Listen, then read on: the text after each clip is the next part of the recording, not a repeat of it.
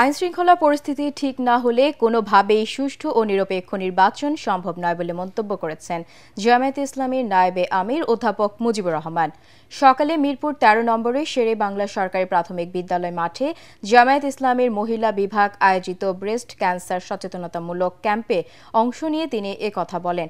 মুজিবুর রহমান আরও বলেন, পিআর পদ্ধতিতে নির্বাচন হলে কেন্দ্র দখল ও জাল ভোট দেয়া বন্ধ হয়ে যাবে। তাই অবিলম্বে পিআর পদ্ধতিতে নির্বাচন আয়োজনের দাবি জানান দলটির নায়েবে আমির। আমাদের নির্বাচনের আগে নির্বাচনী পরিবেশ দরকার।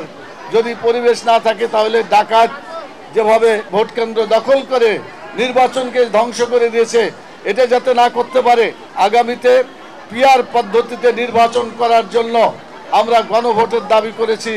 আজকের মধ্যেই প্রধান উপদেষ্টাকে আমরা বলেছি, অধিকাংশ দল তারা চায় এখানে পিআর পদ্ধতি, এই পদ্ধতি চালু হলে এখানে ডাকাতি হবে না।